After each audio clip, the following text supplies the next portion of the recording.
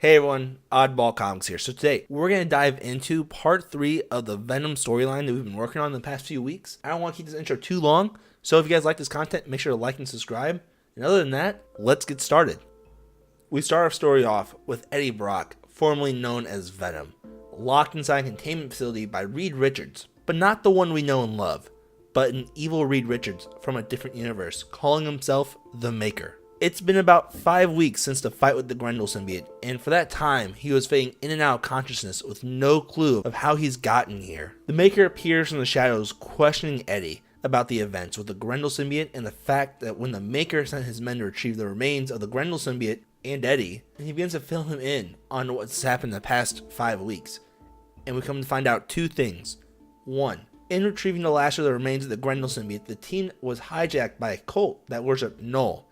And second, while Eddie's natural instinct kicked in upon the men trying to take him in, he ended up escaping across country to his abusive father's house in San Francisco, until he was ambushed by the Maker's men. Now, after being filled in by the Maker, he then states, "You don't even notice, do you? You've been saying I this whole time, not we." Eddie begins to yell, "Where is his symbiote? You took it off me. How?" But it quickly turns to anger as Eddie yells, "I'll kill you. Give it back."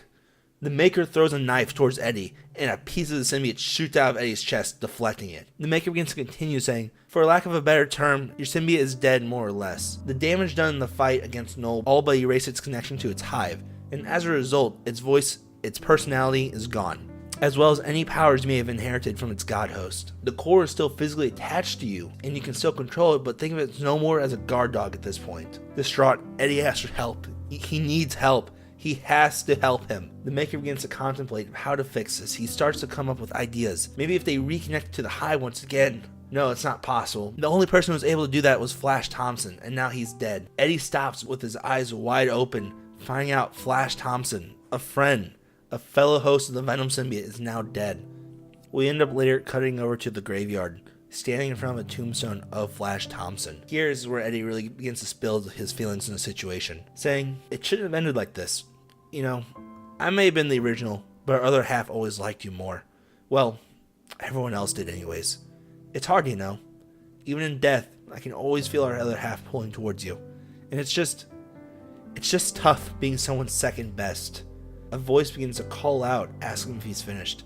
We end up panning over to the Maker once again, clicking a button, turning the hologram off as we watch Flash's tombstone fade away. The Maker sits down with a cup of coffee, telling him he needs Eddie to stay here, and he keeps running tests on him, but Eddie wants to see the real thing. He wants to see Flash's grave. The Maker says that's a no-go, but I have the next best thing, and he pulls out a vial of biological sample of Flash Thompson, a piece that was taken while he worked with Project Pegasus. And then he begins talking about needing more samples from Flash, but there's only one way to get that.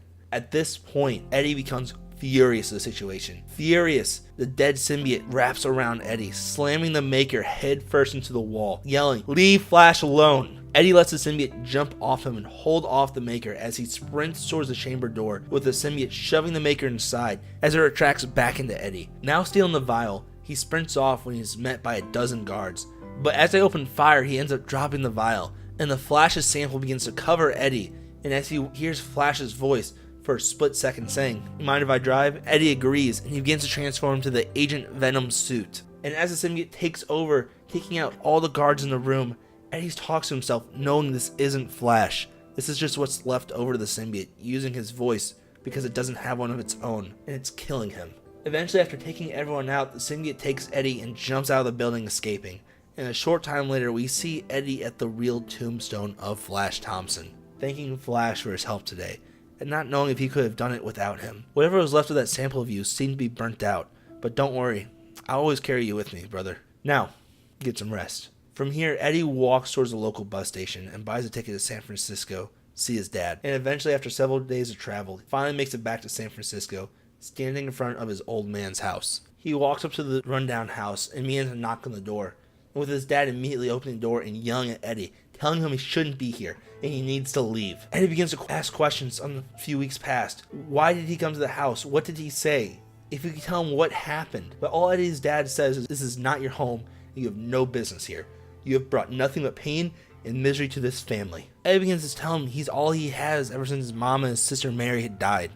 But his dad cuts him off, asking, who's Mary? Eddie begins to yell, his daughter, my sister. Why would you say that? His dad slams the door in his face, saying, you've never had a sister. But Eddie catches it, trying to figure out what's going on, and his dad cracks him across the face.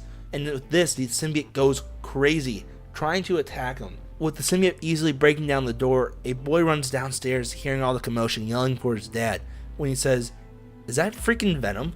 Eddie's dad yells for Dylan to run, and Eddie just stands there in disbelief that he is a brother he never knew about. Eddie runs out of the house apologizing, and 2 days have passed, and we see Eddie laying in the alley coughing up blood, unable to really heal himself anymore. When Eddie hears a voice asking if he's Eddie Brock, and when he looks up, he sees Dylan, but he has a sling on, and he has a black eye. And he begins to speak. It's about our dad. We need to kill him.